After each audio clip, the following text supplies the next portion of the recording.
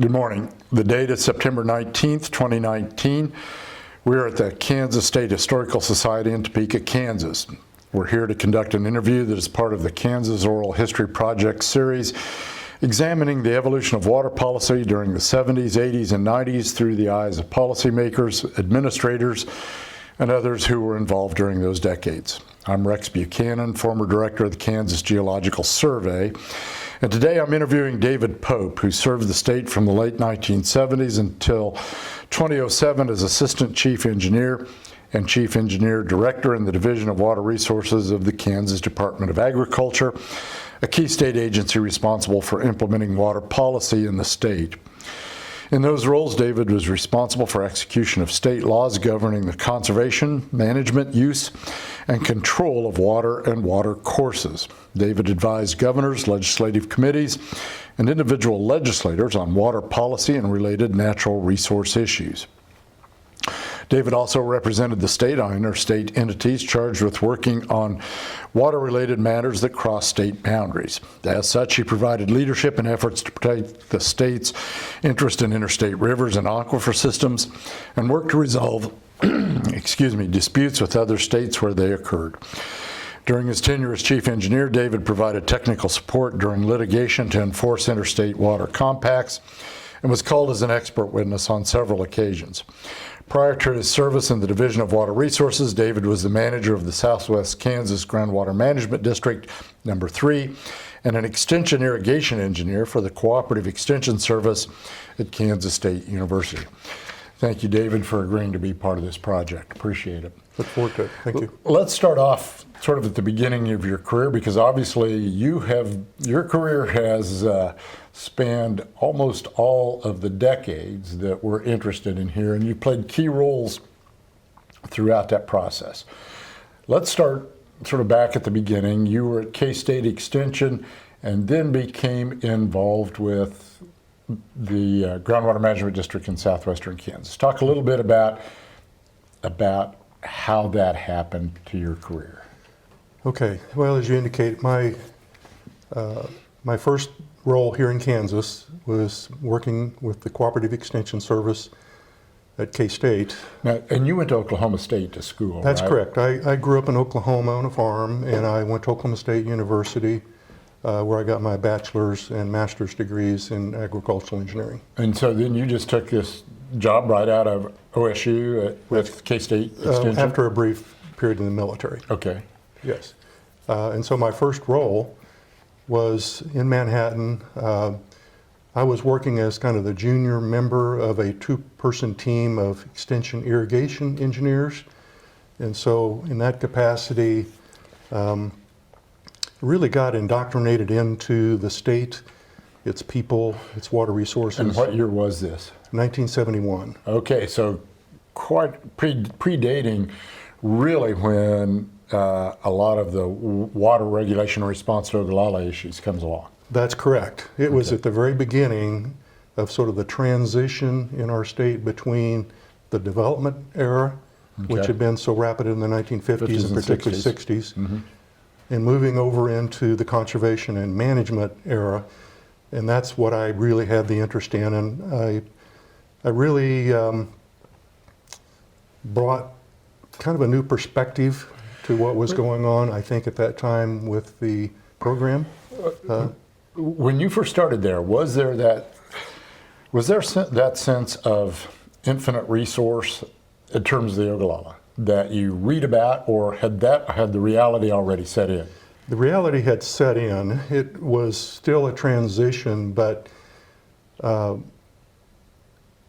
had been some extensive studies, as you well know, Rex, done by Kansas Geological Survey and U.S. Geological Survey to study the various aquifers and by county and region. And the then Water Resources Board had published a series of extensive reports. One that comes to mind was called Irrigation in Kansas. And it really documented more extensively on a regional basis, county by county as well, about the extent of the water supplies, the aquifer, and the problems. And that water board was a standalone That's correct. agency. It was not part of, at the time, State Board of Agriculture or anything else. That's correct. I think they started in 1955 and began planning and studies, and that evolved into more of the policy role Right. the further we got. So you said that you brought a new perspective when you came to that position at K-State. Mm-hmm. What are you talking about? Well, K-State and the Cooperative Extension Service had spent a lot of years helping irrigators and people interested in development. Right. And so, and I remember the guy I worked with, Russell Herpick, was kind of very knowledgeable, considered sort of Mr. Irrigation in Kansas at the time. And he was always talked about the wise use and responsible management. So it was not just go develop it ad hoc, Right. but, and he became well aware towards the latter part in particular that this is, something's got to change. So it wasn't just me coming in, but everybody was aware of the water level declines, the things that were going on. And so the role there was really working with individuals and groups, irrigation associations and others. There was a statewide group called the Kansas Irrigation and Water Resources Association, and we started working with them closely. And so again, that shift was one that took place over several years Right. in terms of discussion. And you know, the irrigators and water users around the state, particularly in the West, were aware of the problem. And so that's what led to the discussion, what are we going to do about this? Okay. And I remember hearing from my predecessor as chief engineer that This was Guy Gibson. Guy Gibson, and he talked about times where they went to Western Kansas to have meetings and talk to people. And the response he told me, and this was probably a little cruder than it actually happened, but was, we went to talk to them about the serious concerns, water level declines, and they said, why don't you get in your car and go back to Topeka? Okay, so that was the beginning of the discussion. And now that changed over time. And Somewhat. Somewhat. Well, there's still a bit of that. Yeah, There's still a exactly. bit of that in all fairness. And so the discussion started taking place with some of the leaders, and this included people from the West, about even though we don't want state control, we would like and we need to deal with Some the groundwater, control. some control, the groundwater declines. And so that led to the concepts of the Groundwater Management District Act that was adopted in 1972 Okay. after an earlier kind of failed attempt. And so therein led to quite a bit of the effort. And did that idea, and basically that's a local control, sort of a, Yeah. I mean, it is a governmental agency, it's a local governmental agency, but it's an attempt to bring local control to sort of a regional problem. It is, in effect, a way to phrase it. That's right. I think the statute speaks in terms of allowing the local landowners and water users to determine their own destiny with respect to the use of groundwater, so long as it's not inconsistent with state laws and policies. Exactly. Yeah. Did it feel, so as that process went along, did it feel like you were inventing something or taking an idea from someplace else and adapting to Kansas needs? How did that feel, or do you remember? Kansas was pretty early in the process of enacting that type of a role. Now, I actually worked with people in various states when I was with K-State because Nebraska was wrestling with some of the same sorts of things, Colorado, Texas. Their laws were very different, but each of those states were enacting laws allowing these local districts of one kind or another to be created. Different names and different That's correct. responsibilities and roles. But yeah, everybody's trying Right. something on a local basis because a lot of the case of that attitude of exactly what you talked about with Guy. Yeah. So when did you go, so you were in Manhattan when you first started with Yeah. Extension. Did you go out to Garden City as part of that job, or? I did. When I was hired, K-State was in the process of creating area extension offices. They weren't ready yet, And so I was really hard with the idea that I would move to Garden City and be the area extension irrigation engineer for their southwest and south central Kansas. And a counterpart that was hired about the same time I was went to northwest Kansas. And so I moved to Garden City in 1973. Okay. And that really began my career of really getting out there and working with people, local groups, and understanding the problems more. Initially, you know, working with educational, well, it was really educational programs, but on water related, how to do things better. But that evolved pretty quickly into this role of providing assistance and education about this idea of a groundwater management district. Okay. And so I was involved in that. So were you headquartered at that extension farm east of Garden City? Not initially. There was an office in Garden City. So you were in town. They Okay. But eventually that farm was out there, right? That's correct. The experiment station was there, but those two, I wouldn't say got merged, but co-located in terms of the extension agents versus the research staff. So as part of extension, you were involved with those conversations about the formation of a GMD. That's correct. In southwestern Kansas. That's right. And because of my role and working with local leaders, there was an interest in forming a GMD, and what I did was assist the steering committee that had been created to go about the process of doing that and going out and holding educational meetings in all the counties in the district to tell them about this option. I wasn't in the role of promoting. Right. It wasn't your job to sell it, but it was to explain. Explain what it could do, what are the options, state control versus local or whatever, and how it would work. And so that's where I really got engaged in the groundwater management district concept. Was there a lot of resistance? You know, really not. I think people recognized the need. We had a really good steering committee of people that were kind of broad-minded and knew the nature of problems and really wanted to do something about it. We're going to come back to sort of do a judgment about how all this worked. But part of the reason, David, I'm so interested in this topic is that issue of local control versus state control versus federal control that runs all through the water world. Yes. It's a constant issue. But I think this sort of local control approach has implications not just in the water world, but for every unit of government in terms of how well everybody talks about local control. They all want local control. Yes. So let's talk about how well it works. Well, that's part of the reason I'm so focused on this.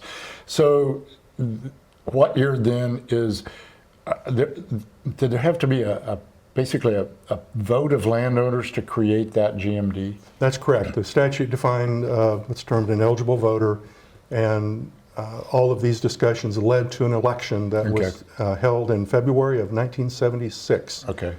And that was the decision whether or not to form the Groundwater Management District. And in that particular case of Southwest Kansas, it passed by over 80% of the eligible voters. And this is a big district, the biggest district of any of them, and covering a lot of counties. Really kind of the 600-pound gorilla in the room when you talk about GMDs in Kansas. It's the most extensive portion of the Ogallala and High Plains Aquifer system, and there's 12 counties in the GMD at this point. There was another county, but it was that's another whole story, but kind of a different aquifer system over in Hodgman County. Yeah. So talk a little bit about then. So then there's the vote for the creation of the district. Was the board established at that same time as that election, or is that then a subsequent step? It's a subsequent step, but it was right away. And so after the election, then one of the jobs of the steering committee was to call the first annual meeting.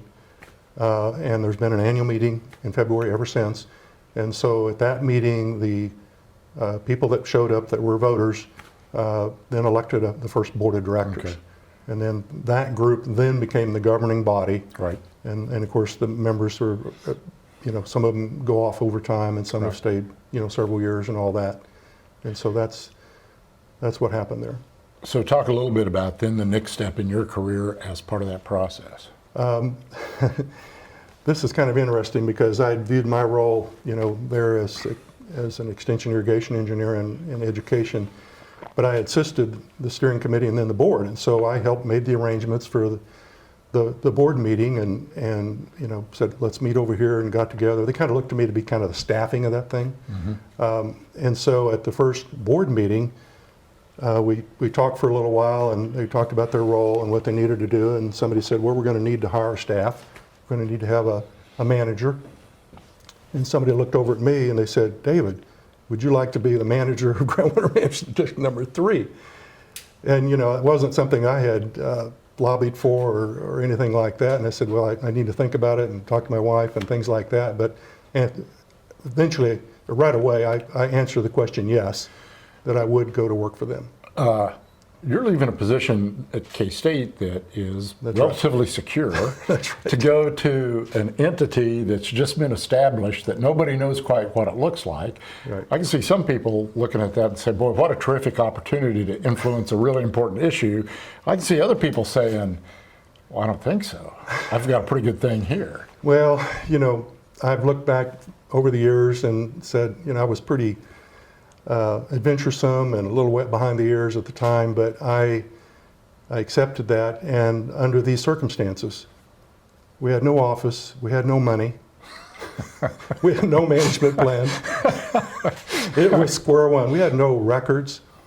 And so we worked with the legislature to get a bill passed to provide a funding mechanism. Based on ground within the district. Yeah, but Acreage. that couldn't start until January 1. Okay, of 77? Yes, of 77. And so there was about 9 months before that was going to take place. And so I went to work for the district effective in June.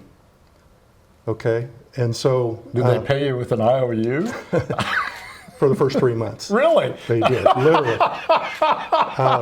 The treasurer actually wrote me checks, but I agreed not to But cash. no cash them? Wow, that's okay. And so we were in a hurry. We were on a mission. Uh-huh. And so I started actually in June of 1976, and between the February period and June, I wrote the first management program on the side, still working for K-State. We got that submitted to the chief engineer, got it approved, it became effective, and the board adopted it in June, which is when I started work. Okay. And so I went down to, we rented an office, I went down to the office, and we got a small, kind of, I'll call it a loan to operate with, not sufficient for the whole thing, but for rent and operating, and walked into the office with a card table and a portable typewriter. And that's where we started. So how many years were you in that job? About 2.5. Okay. So it was really not extensive in my But of at course. the absolute critical time in terms of the formation of the thing. And it was a memorable part of my career. Yeah. You mentioned got approved by DWR. I know this is a big question, and I'm going to ask for a short answer. How does that relationship work between the GMDs and DWR? Because they're talking about local control within the framework of state law as it comes to water. So how does that connection work? Well, I think, let me put that and talk about how that's evolved over time. I think early on, there was not as much interest from the state in jumping into the regulatory side of things. And so the GMDs, and I think this is true basically of all 5 of them, stepped up in a leadership role to say, we want to address this issue. The Division of Water Resources was good to work with, and they were supportive of the various things we needed to do, but they certainly wanted and expected the districts to be the lead. So in effect, the GMDs take a leadership role, and the DWR serves as sort of the sign-off once That's right. the direction coalesces wherever they want to go. And they were certainly helpful in regard to say, no, you can't do this. Or you can't. If you want to do this, that's okay. And They had legal staff and all that kind of stuff. That's correct. That's right. Eventually, the GMDs just developed, but at least at the outset, I assume didn't. And so that issue evolved in a pretty cordial way for over the years. Now that kind of tended to change, in terms of different roles, and different things. In the But district. But Yeah. in those early years, we were trying to move fast. So our first, in those days, you didn't have to have formal rules and regulations. That came along later. And so we were starting with policies that were formed within the Okay. management program. And the first thing right off the crack was well spacing. Okay. So there had been essentially no restrictions in terms of new wells, and there was like a guided judgment of a 1/4 mile. So we went to a 1/2 mile well spacing. It's now Okay. been refined into 2,300 acre feet. And then within about a year later or so, we came up with the concept of how do we limit the new appropriations of groundwater, because we've got this problem, Right. and it's just going to get worse. And there was already the recognition that there were certainly areas that are over appropriated. That's correct. Okay. Right. So you were there, you said you started in June of 76. And so you were there till tail end of 78. Does that sound about right? Yes. Yeah, I actually was there through the fall of 1978. Okay. And where did you go at that point? Well, I became assistant chief engineer for the Department of Ag's Division of Water Resources, and essentially I was kind of out of the blue recruited for that role, and then of course that just meant that I could apply, but ultimately I was hired for the position. And initially I was kind of shaking my head about why would I want to do that. I'm happy here. Right. This is where there's a lot of action going on, but the then Secretary of Agriculture kind of convinced me that, hey, this role can possibly result in you becoming chief engineer. Sure, because Guy Gibson was Yeah, up closer to retirement. closer to retirement age. Who was And- Secretary of Ag then? Bill Dutzman originally, whenever I was first hired. Well, it turns out, there was no guarantee, and he made that Sure. clear. Sure. But that was a new position, and it was a time to become familiar with the various laws and responsibilities of DWR, and to sort of be groomed, if you will, At a critical time. at a pretty important time, critical time. In those 2+ years at the GMD in southwestern Kansas, what were the biggest? Yeah, you got the mechanisms in place to sort of become an entity. Right. But what would you say were the biggest accomplishments outside of that kind of? I think probably, obviously the challenge of getting all the records and all the different things, but we were very interested in limiting new groundwater development. And so the major policy was developed while I was there, and this was kind of negotiated in terms of what this would be, was the allowable appropriation policy. And that basically was intended to analyze each application for new groundwater permit and determine whether water was really available for appropriation. The policy went into effect. It effectively closed about 2/3 of the geographical area of GMD number 3 by that one policy in July of 1978. Now that is sometimes referred to as the 40% depletion over a 25-year period. Right. And one of my regrets over time, even though I wasn't totally responsible for those numbers, I did come up with the concept by observing what was being done in Colorado and New Mexico pretty recently. And it was what had been upheld by the courts in those states, was setting a reasonable rate of that water could be withdrawn from the Ogallala. And because that had never been done before. And so the part that I say that I have some reservations about the terminology and how that was done, our goal was to close those areas that were fully developed, that had a lot of water level kinds.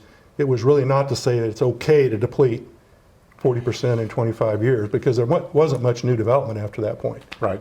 But that does, and I remember this real early on, a lot of times that got referred to as planned depletion. That's correct. And I never liked that term. but it is the term Used by some.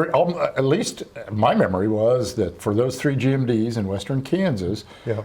policy of planned depletion, and there may be other terms for it, but that was how I remember it. Yeah. The idea is the same. The idea is the same. It was, again, I like the concept of of allowable appropriation, but it's the same concept. Northwest Kansas, I think, used that terminology in particular. And so that was a way, that was a means to an end. It wasn't perfect, but it had a big effect. You know, Dave, to go back to that, this is because as time goes by, the word sustainability begins to be used more and more, obviously not just in water, but throughout the environmental movement. And when it comes to Kansas, the language that's already in place that everybody is using, at least for those 3 districts, is planned depletion. And sustainability has a terrible time as a word, make it a foothold in any place. Right. To my mind, it was a reflection of, an accurate reflection of attitudes. You think that's wrong? No, I think you're right. I think it was a big step at the time. And yeah, and I'm not disagreeing with that. Yeah. You know, in terms of attitudes of people of saying, I mean, I remember, you know, in those early days when that was adopted, people coming into the office and said, what do you mean? I can't get a new permit for a well. Well, a new permit's a little bit of a misnomer. There was a requirement, there was a permit to appropriate water, but it wasn't until January 1 of 1978 that you really needed mandatorily a permit to appropriate water for a new well. And that was something we lobbied for in the legislature, because we were in a situation to get a water right, you had to file an application and get a permit, and it would be developed into a water right. Right. But you could go out and drill a new well without anything until January 1, 1978. So here I was in 1976, 77, 78. Okay, so our tools were a little limited. Now, people didn't want to make a big investment unless they thought they were going to get the protection of a water right. So that was the only thing that kept people, slowed them down with that. So we had to deal with all the illegal wells and just a variety of things that went on during this time frame.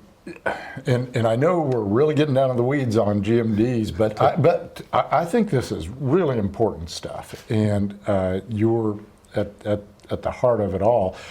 One of the criticisms that you hear then in the coming decades is the state allowed us to over-appropriate, and it's the state's fault that we have a problem out here. If the state had done its job, we wouldn't be in the mess we're in. I can't tell you how many times I've heard that. Yeah. I think that argument is disingenuous, but I've heard it over and over again. Well, I have too, and it is disingenuous. The state didn't take as an aggressive a role as they could, but remember what I just described. The law wasn't even in effect until the Water Appropriation Act had been in since 1945, but the mandatory part came in 1978. Now, in all fairness, it was the GMDs, and with help from the then Water Resources Board and DWR, to go to the legislature and put some teeth into it. So in effect, what you're saying is, if you didn't want to worry about a water right, there was nothing to stop you from drilling a water well. Unless you directly impaired somebody with a senior water right. Right, okay. Yeah. I just want to be clear about the difference there, because it is important. Yeah. So you go from Garden City to Topeka as part of that DWR job. Right. How long were you in that role before Guy retires? About 5 years. So quite a while. Yeah. What transpires in that time period? What are you dealing with then? Well, there was a pretty major transition that took place between the time I got there and of course later. But during the 5 years, there was this, Guy Gibson, and with all due respect to him, and I like the guy, but he liked to do everything case by case. So we had no policies were written for all practical purposes and no rules. And so it was time, and this was a statewide role, not just Western Kansas. And so Lee Rolfs was hired as legal counsel about the same time I came as assistant chief engineer. And the two of us were tasked with the idea of drafting all the series of administrative policies and procedures that would be used to guide this process of appropriation of water and whole kinds of other things related to dams and the whole deal. And so we did a lot of work on that. And then a few years later, the legislature enacted a law that said you can't just regulate with policies, you have to have formal rules and regulations. Right. And so we then began writing rules over time. Many of those happened later, but And so it was a transition there of, instead of just handling the paperwork, if you want to use that terminology, it was starting some real regulation. And that sort of thing, it may not sound like the most exciting work in the world, but it's also one of those devils in the details kind of thing. So you're in effect an engineer that's now coming in almost, and when it comes to water law is kind of everything. So but you obviously had Lee's help in this process. There is also in that period from 78 to 83, there is, I think, while there may have been a recognition of the finite nature of groundwater in the Ogallala, there's also the recognition that we've got to be doing more than we're doing. Don't you think it's fair in that 5 years that really comes to fruition? Absolutely, and so that transition did take place there, and then the bigger changes, of course, happened from 1983 on, but substantial ones were starting to happen there, and it was true throughout the state. Right. Not just out west. So I mean, there was a lot of things we were dealing with, and part of that was because of droughts. Part of that was, the 70s were a drought period. We were dealing with floods. I mean, a whole range of hydrologic conditions in the state of Kansas. But with regard to water rights, some of the things we were dealing with was the depletion of streams. For example, the alluvial valleys in northwest Kansas. Right. Beaver Creek and Sapa and Prairie Dog Creek and the Solomon River system and the Smoky Hill. Smoky Hill, all of the issues were very apparent to us. And so all of a sudden we were dealing with this. We've got reservoirs that are drying up because there's no stream flow That's into correct. them. That's As you correct. look back on, and then eventually the Ark River goes dry, as you look back on that, it feels like a little bit of a slow motion. Bill Hamilton and I used to argue. Bill would always say, the water situation is not a crisis. It's a big problem, but it's not an immediate crisis. Well, if it's not and I would always argue, well, if it feels like a crisis to me. And as you look back on it, it looks even more apparent like that's what's going on.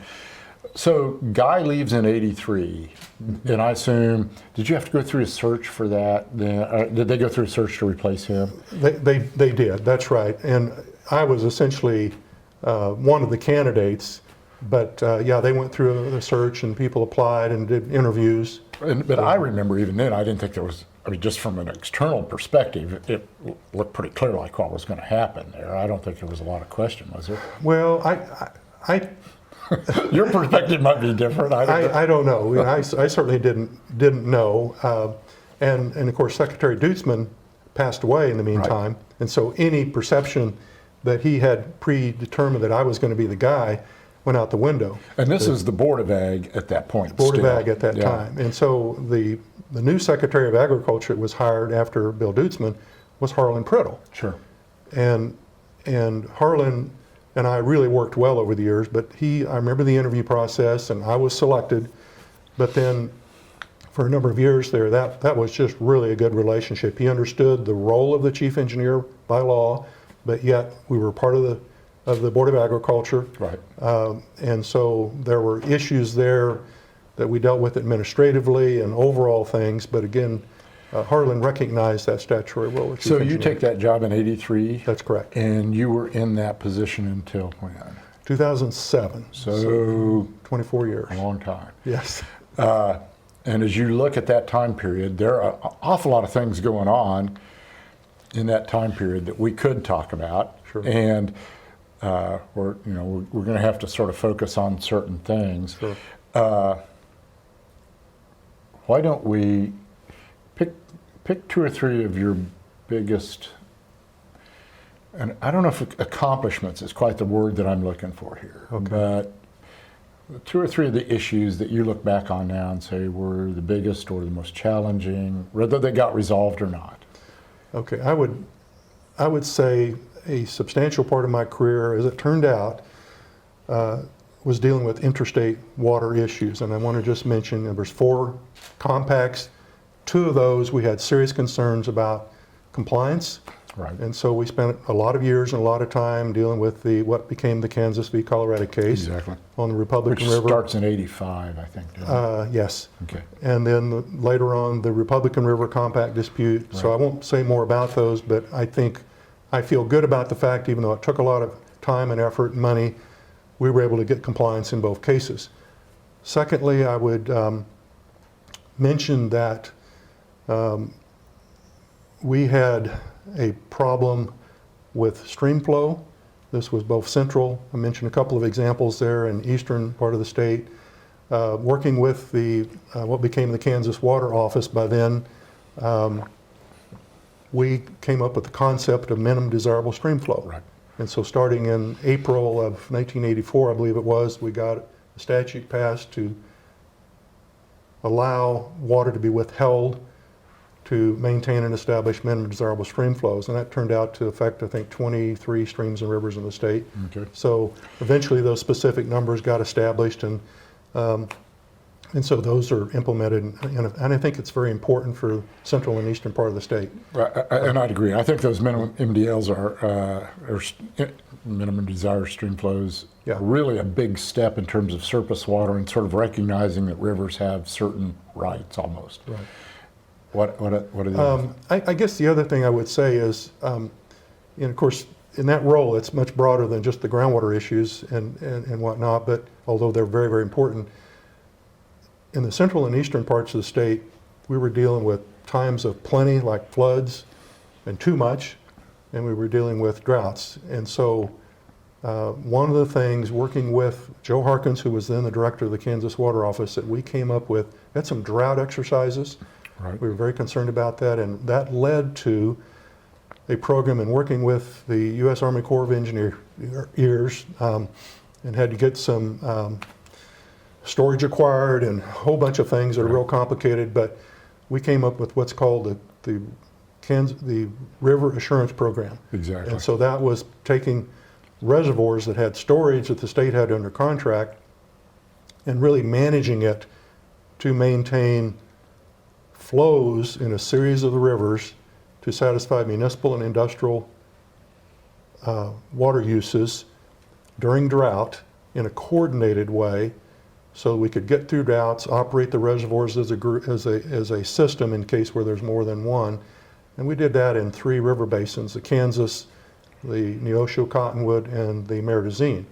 And those really have stabilized the water supply and also the in-stream flow protection of those river basins. And I think those are pretty important situations. Yeah.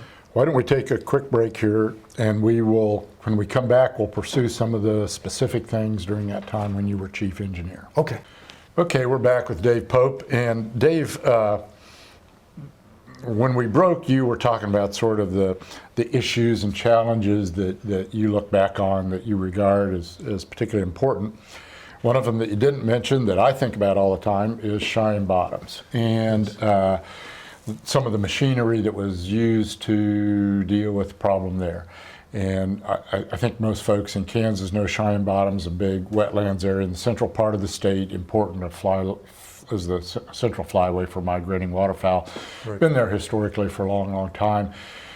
And at least in my memory, in the 60s, 70s, really begins to struggle with lack of flow into the refuge and the resulting impact that has on migrating wildlife.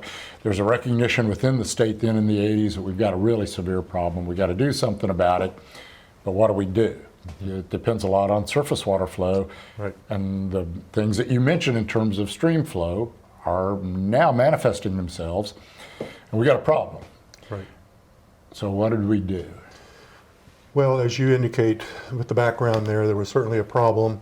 I was approached sometime towards the late 80s by a number of interests expressing concerns about the lack of flow into Cheyenne Bottoms, of course, which is fed from both the Arkansas River and then diversions from the Wet Walnut Creek. And the Department of Wildlife and Parks actually is the holder of a very senior surface water right to each of those sources. Okay. And particularly on the Walnut Creek side of that, there was an issue that was very close, and that was probably considered the more important source at that point in time. Okay. And so through discussions, I said, we've got the possibility of considering a way to deal with that. excuse me.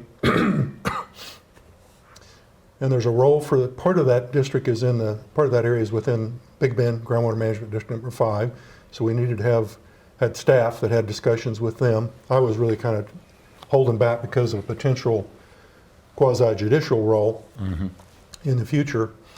But ultimately, then, with the information that came to bear, I decided to initiate proceedings for what's known as an intensive groundwater use control area, covering parts of the 3 counties of Barton, Rush, and Ness on the Walnut Creek drainage. And what does that mean in IGUCA? What does that do? Well, it's a statute that was enacted in the, I think it was the late 1970s, that allows different tools from a legal perspective, administrative perspective, to deal with water shortages, especially where there's a regional situation rather than just 2 individual rights against each other.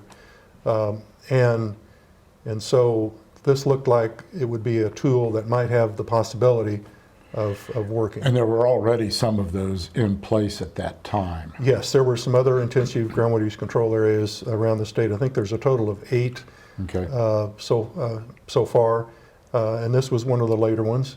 And one in which we had both surface water and groundwater to deal with because of the hydraulic connection between those 2 sources. So in essence, when I initiated proceedings for that process, that sets forth a sort of a quasi-judicial process, which started with a pre-hearing conference, a notice to the public that this is an issue that's going to be dealt with in some way. We did not have a set of proposed rules or anything like that laid out. This was to deal with an issue. As it turned out, there were, I think, a dozen individual parties that ranged from irrigator-related groups to cities to environmental groups. I think there were 3 of those, Natural Resources Council, Sierra Club, I believe it was, and maybe one other. Anyway, and they were active. We also had, there was industries. I mean, there's just a variety of different interests. Stakeholders. And so they wanted to participate in this hearing process. And so after the pre-hearing conference, then we set forth the schedule. People said we're going to need some time to get prepared for this, do studies, things of that nature. And so that all happened in, let's see, it would have been 1990, I guess. But in effect, the proposal there was for a % reduction, sort of. Well, there was no proposal going into the hearing. People made proposals at the time of the hearing, but essentially it was up to the chief engineer after collecting all the evidence to determine how to solve this problem. And so that issue came into play, and basically it was pretty apparent based on the record that there was a significant problem leading to impairment of the senior downstream surface right. Now, I'll say as an aside, this was a highly emotional issue, a lot of attention to it. First day of the hearing, 500 people showed up. Most of them were angry.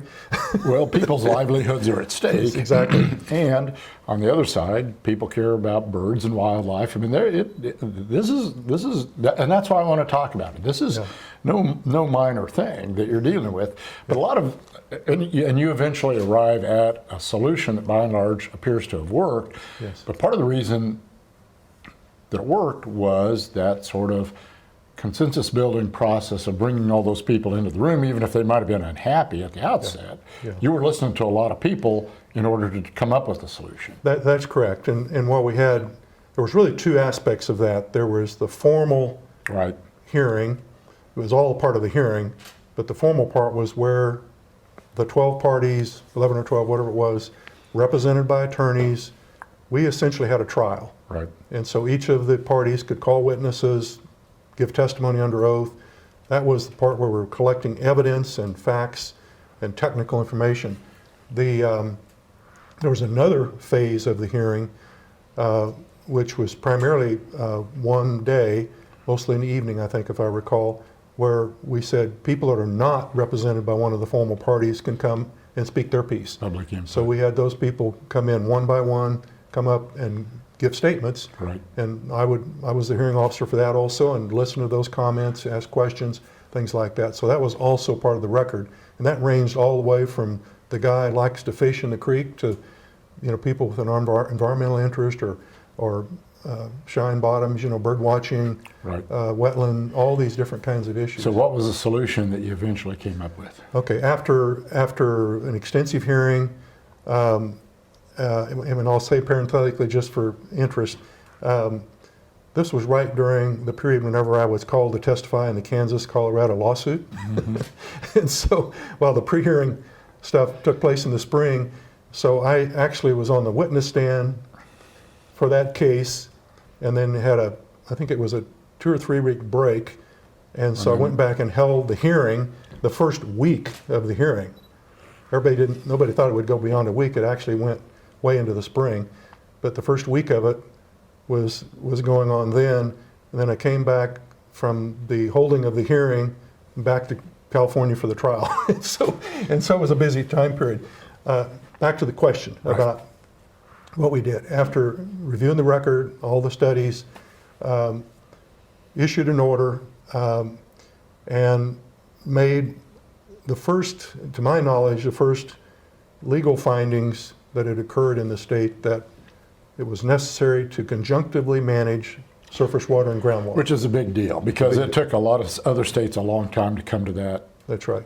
And we could deal with both surface water and groundwater. We haven't really looked at the effect of groundwater pumping on surface water in this same way. Right.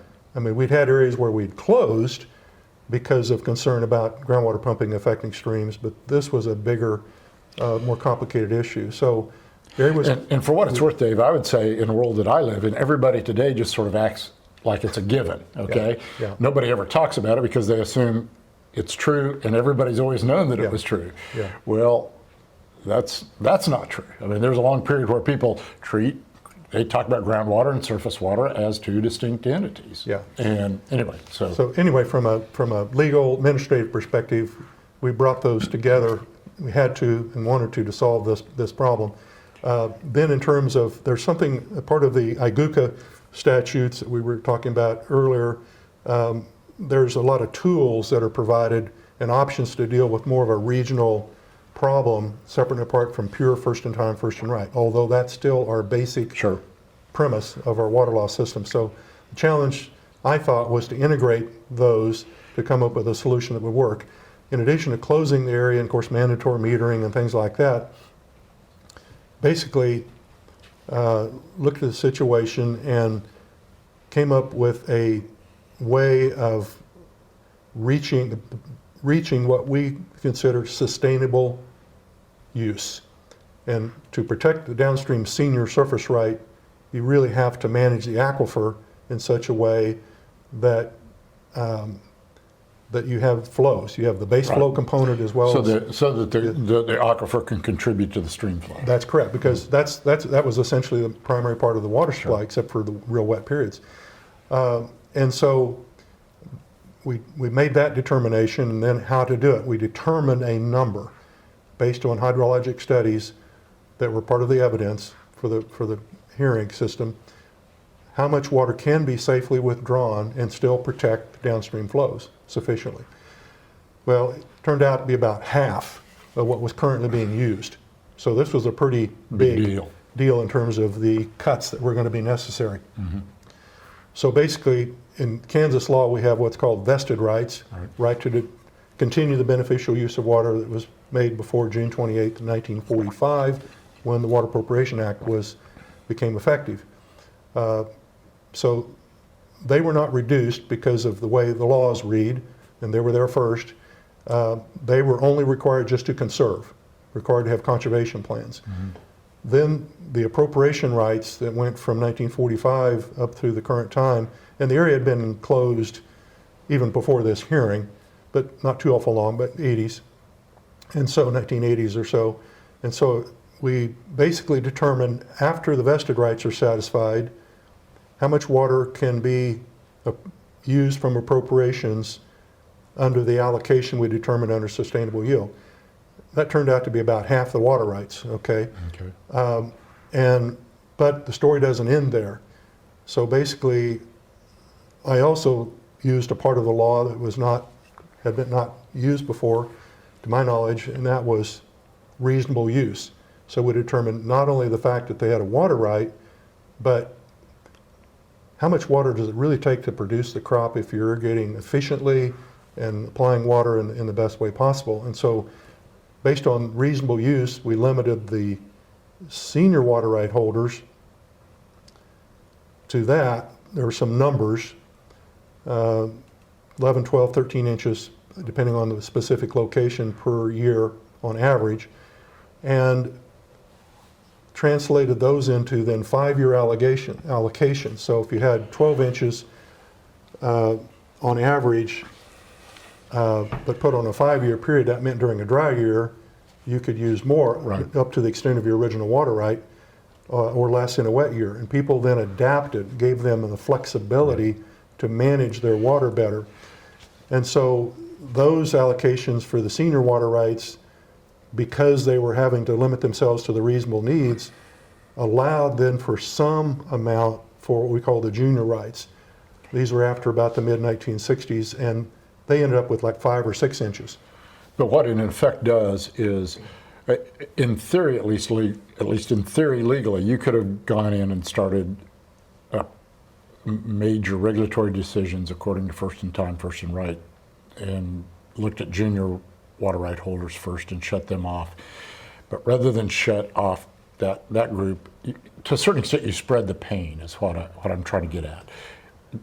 Everybody didn't suffer equally, but everybody had a role as opposed to just strictly the very most junior most rights. Is that fair?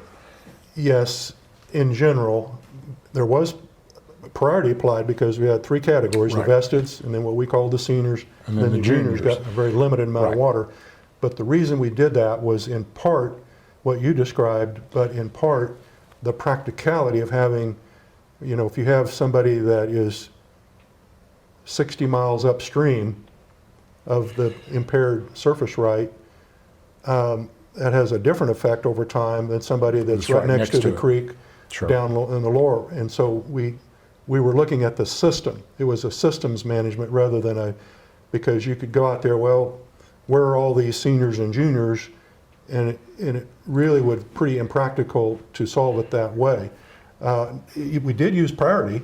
We did use priority in the way I described. But it was more of it wasn't so much a legalistic approach as it was, and I'm not. But again, it's almost it's a systems approach, I guess is the best word.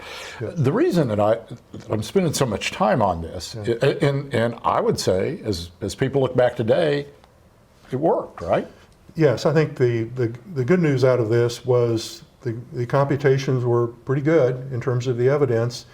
And while there's some ups and downs in the aquifer, it's in balance overall, basically, as I understand it still.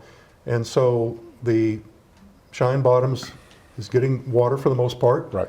Maybe it's not perfect all the time, but they're getting enough to maintain the wetlands, as important as they are.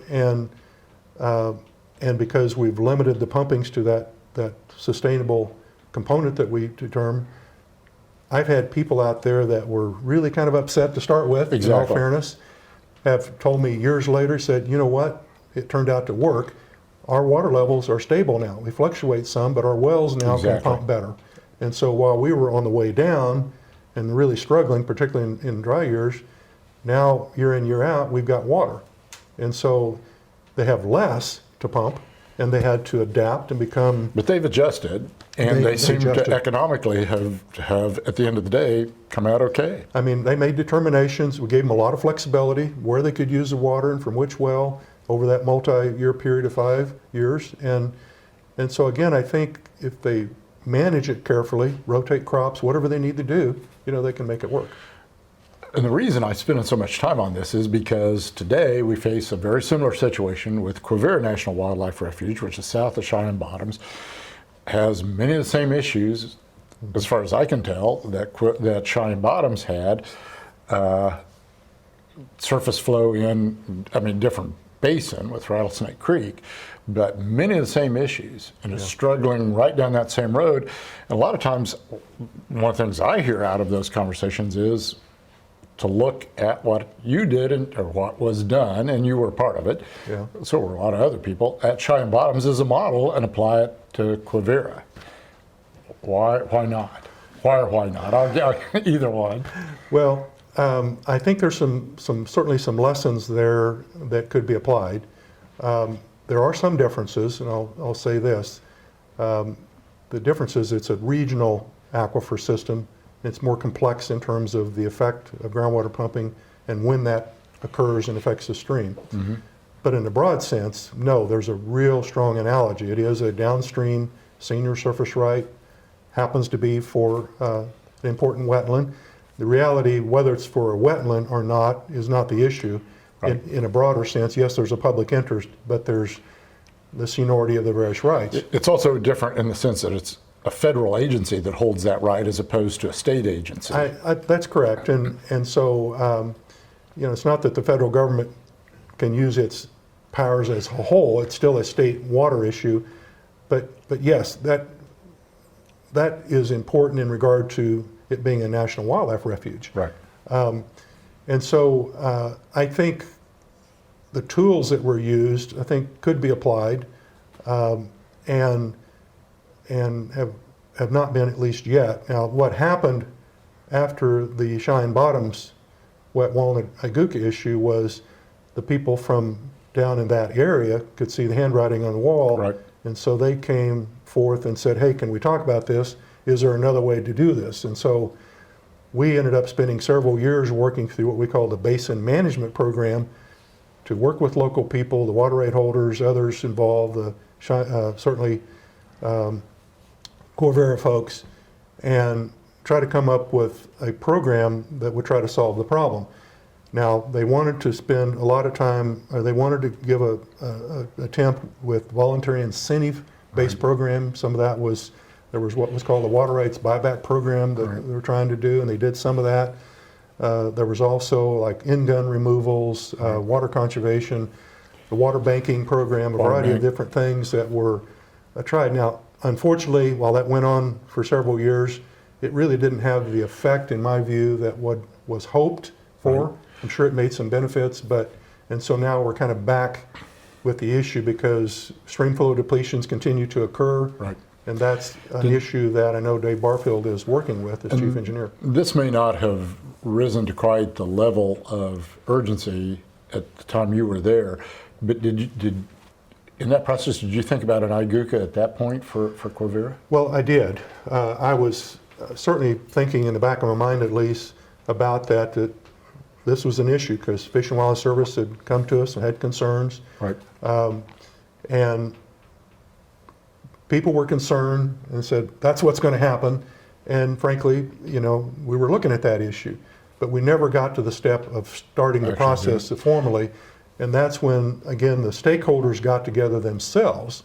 The people from the Rattlesnake Partnership Group, which was WaterPack and GMD number 5 and the Quivira folks and others, and said, hey, we think we can solve this in a way that's less harsh.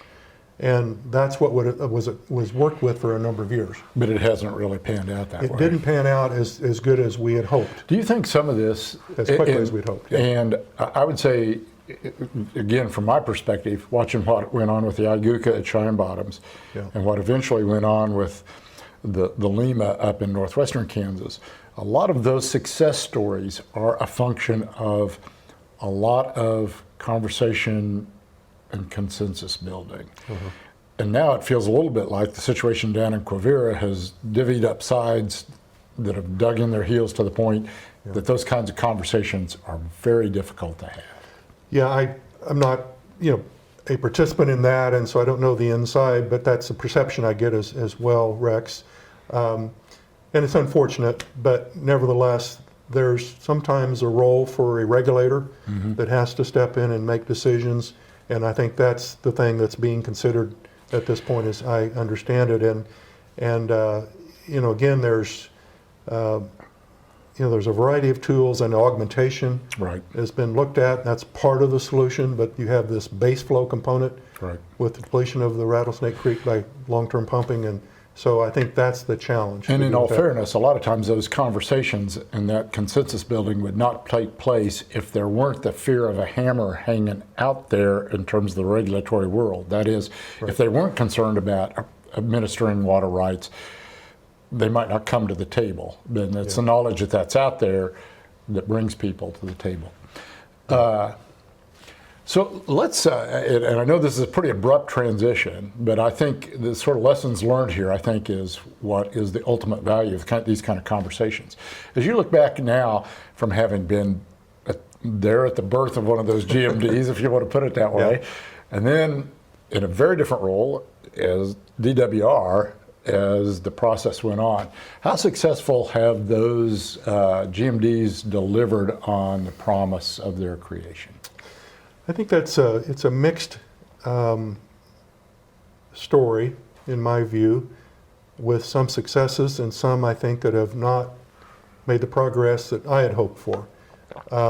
I would say of the 5 groundwater management districts, that 2 of those, I believe, have been, or in the process at least, of being very successful. The Equus Beds Groundwater Management District number 2, early on developed a safe yield set of rules and have managed the aquifer based on that, including looking at the effect on the stream. And just to be clear, safe yield is in effect of yields, it's almost another word for sustainability. Is that a fair statement? It is and sustainability is really a better term in my view. The term safe yield was used initially, but because, and they did this in their case, look at not only how much water can be withdrawn based on average annual recharge to an aquifer system, but the effects on a stream, in this case, the Little Arkansas River. And so with modeling from both, I believe, the Kansas and U.S. Geological Surveys and the district provided tools, and so they looked at the effect on the stream as well. And I think year in, year out, while there have been challenges, I think that's worked pretty well. Sure. Yeah. In terms of looking at water levels, and it was, I think, that looks like pretty much a success story. But the other district would be northwestern Kansas. That's correct. I believe, particularly in more recent years, they have tried to make that transition first with LEMA number 6 in Sheridan County, Sheridan 6, that I think they used for a 5-year period to see how this would work. Had a lot of consensus among the water right holders there, and I think the records have shown that that's really worked pretty well with substantial reductions in use, but still being able to maintain the economic value. And just for the record, LEMA is a local enhanced management area in which basically the landowners within a certain area agree to a % reduction over, percent or absolute reduction over time. There was this was based on a 5-year period, but I think they had a 20% reduction based on actual use. And in effect, and then they did that in concert with DWR, but in effect the impetus for that came from the local area as opposed to DWR. I think that's a fair statement. It is a fair statement, and part of what happened was, particularly after the Walnut Creek Iguka intensive groundwater use control area, that scared a few people in terms of saying, wow, this is pretty significant. Here's what Dave Pope could do to us if he decided to. And some of the folks from the GMDs, including up in northwest Kansas, said, boy, we really want to do something, but we're a little bit afraid if we ask what we're going to get. Right. And I couldn't sit there and guarantee them without having held a hearing and looked at the evidence of what was going to happen. I was trying to assure them, hey, if you make a proposal, that's going to carry a lot of weight, that deals with issues. Yeah, and so it's in effect, it's sort of a reverse in the direction that the impetus is coming from. And I would say, and I think everybody would agree, that Sheridan 6 thing is a big deal that everybody, not just in Kansas, but around the country, and even to a certain extent around the world, are watching really closely to see how successful it again. And I think, by and large, again, it appears to be highly successful. And there are other things that you could point to in northwestern Kansas as either successful attempts or attempts that were less successful to try to deal with the issue. They may not have always taken flight, but there was a lot of conversation, a lot of proposals, a lot of attempts. Why does that come out of northwestern Kansas and not southwestern Kansas where you started at? Well, that's a good question. I think historically there have been differences in those areas. I've observed it's kind of hard to describe and incremental, but sort of the attitude of people. Almost like cultural differences. Cultural wouldn't you differences, say? yeah. There's the aquifer system in northwest Kansas. It's a smaller piece of the Right. Ogallala, but still important, multi-counties. But I think all the way back years ago, it's been something, a product of board members, a product of leadership from the staff, and others to be interested in dealing with the issues. Without being critical of Southwest Kansas, I'm just saying I think there's always been a little bit more. It's a big area. There's a lot at stake. Huge agribusiness involvement with the feedlots and hog operations and mega dairies and a variety of things that are part of that agribusiness-based economy in Southwest Kansas, and more apprehension of local versus state, I guess. And so, it's hard to describe, and that's just kind of off the top of my head. Some views are good folks out there, but I believe the farms are big. I mentioned early on that the steering committee and the board members that I worked with were local leaders that really wanted to look long-term. They knew the problems and had gone through the 70s and periods like that with drought and water level drops and alarming situations. Ark River dried up and all these Right. different things. Now I think economic times go up and down, farms are a lot bigger, it's more commercial, if I can use that term. Industrial is the word that I use because it feels that way when you drive around out there. Yeah, and so it's just a different culture than it was. And politically, I think there's been a hardening of attitudes in this process too. When we've had these other conversations, there's a discussion within the legislature about how much less bipartisanship there is, say, in the legislature or between governor and legislature.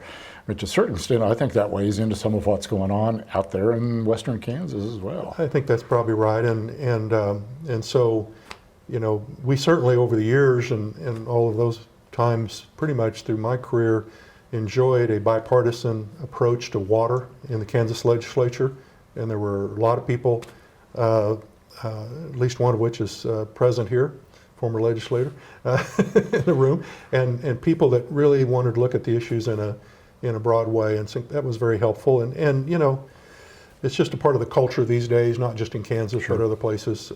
Things are a little bit more adverse. So how do you think 100 years from now, when somebody else is sitting in this room having similar kinds of conversations with, whoever is at DWR, well, maybe 50 or 100 years from now, how do you think they're going to look back at what Dave Pope did and say, what do you think they're going to say? Well, I hope they'll look back on a positive basis, and I think there was a lot of things that I think we did and tackled, but that'll be, that history is a judge of what happened. It's easy to take today's knowledge and views and try to apply those to Retroactively, sure. 20, 30, 40 years ago. I've been in this business 48 years now, one way or the other. And so, there's always a little apprehension there. But in terms of taking some of those initial steps and applying them around the state, including western Kansas, but I'm not sure history is going to judge the end result as favorably as I would have hoped, because we have really not tackled the big long-term depletion problems in western Kansas as much as I had hoped originally. And I would agree with that. In light of that, if you could now go back to that Dave Pope that was helping develop these concepts of GMDs Yeah. out in Garden City in 19 pick a day, 76. What would you do differently today? And again, I'm not being critical of anything anybody did at the time, but you do know a lot more today about what worked and what didn't than you did at the time. So what would you tell that Dave Pope to do differently? Well, I would have probably, I don't think the effect would have been so much different, but I would have probably, instead of working with the board to develop the allowable appropriation plan depletion, I would have said, let's look at a sustainable situation. Right out of the chute. Yeah, and maybe at most 1% per year depletion or something like that, knowing there was depletion. Remember, that policy is dealing with new development. Right. But I think it would have been better. The effect on the vast majority of the district would have been the same in terms of closing to new appropriations, but there was a part of the district that would have been subject to more rigorous review, less new appropriations. But more importantly than that, because I don't think the end result in new development would have been that much different, but the philosophy The attitudinal. and the attitude Exactly. is we want this to be sustainable. Exactly. The next step that we never got to was how do we reduce existing pumping and existing appropriations as needed, whichever method, whether it be a GUCA or other ways, LEMA in more recent years, that kind of stuff. I think that's the bullet that needs to be looked at carefully. I think that's a really important point, and part of it, and maybe part of the point here is how important language is in this whole process. Yeah. Because I remember during one of the myriad of Ogallala studies that I was involved with, I tried to insert the word sustainable into whatever the document was. This was during Al Ladou's time at the water office. Okay. And whoever edited the report made sure to go back, find every time I used sustainable and take it out and replace it with something else. By that point that people were recognizing the importance of sustainability is a four-letter word. And if we had started out as that part of being part of the conversation, I mean, once it was a four-letter word, it's really hard to go back and put it into the conversation. If it had been part of the conversation from the beginning, it would have been easier. And I will say this, and that's, I think, true as it relates to the Ogallala. I will say that in 1994, I promulgated rules for all areas of the state of Kansas outside the groundwater management districts that require sustainability for all the new appropriations. So we have dealt with safe field management, sustainable management, considering both surface water and groundwater in the rest of the state for a long time. Right. And that affects the Kansas River Valley out here, all the streams in eastern Kansas, stream alluvial valleys, and I think that's been successful. And so it's really this issue that the GMDs were formed with this concept, determining your own destiny within the laws and policies of the state of Kansas, and the state of Kansas has deferred all these years to that, and I think as the years went by, maybe some of that should have been rethought, maybe it still should be, in terms of if it doesn't get done, at what point does the state step in? And that's a tough issue. It is a tough issue, but the argument you may have just made is that at the end of the day, that whole argument about local versus state control, and it may just say there's a limited amount of what you can do with local control. And I don't want to go off on this tangent, but I remember Wayne Bossert once saying to me, it's really hard to talk about cutting somebody off in terms of what their amount of water they're pumping when you got to go drink coffee with them every day. And I think that gets at the heart of a lot of the impediment to what sounds like a good deal in local control. Yeah, So, I think it goes back to that issue of originally the people that were involved were wanting to deal with that problem. It started with the basic issues we talked about here, Right. but they wanted, my belief is they wanted to go further, even though it would be more difficult. But there's been a change over time, and I think that is unfortunate.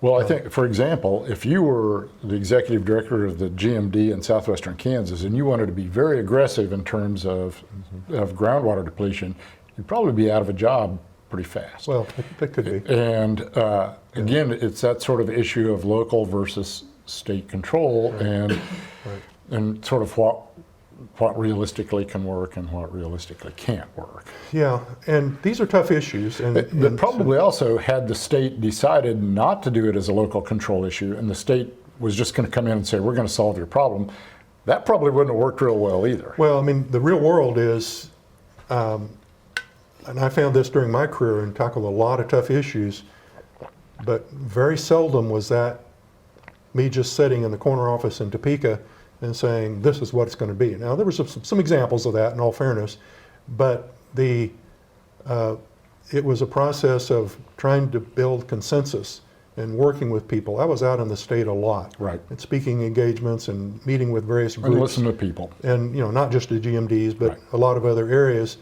to try to tell people, hey, look, here's what's going on.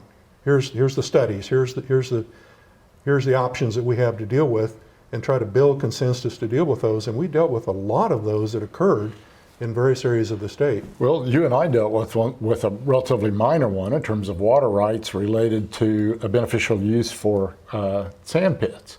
Yes. And we spent incredible amounts of time in what most people would regard as a relatively small issue.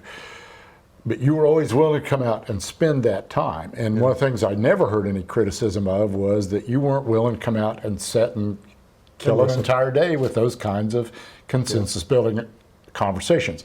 They may not be happy with the results, but it wasn't because you sat in Topeka and ignored phone calls. No, I never heard anything like that. Yeah, well, I appreciate that, Rex. And yes, the sandpit issue is a pretty good example of that, because that was a very controversial issue, and we ultimately worked through it and determined a solution that I think worked for both of them and got the issue dealt with. Yeah, in retrospect, it worked, but it was at times a slow, painful process, and that may be the ultimate lesson of water in this state is, if you're going to get something done, it is going to be a slow, painful, time-consuming process that involves a lot of conversation, but that's really about the only way to do it, short of going to court for long periods of time. So. Well, and there's certainly lots of examples of that too. So well, and I think what I want to do is finish up and say, and those of you that are reading this or watching this may be frustrated that we didn't talk much about Colorado versus Kansas and the role of that, but I think we'll take that topic on at another time, because I think it sort of deserves its own attention,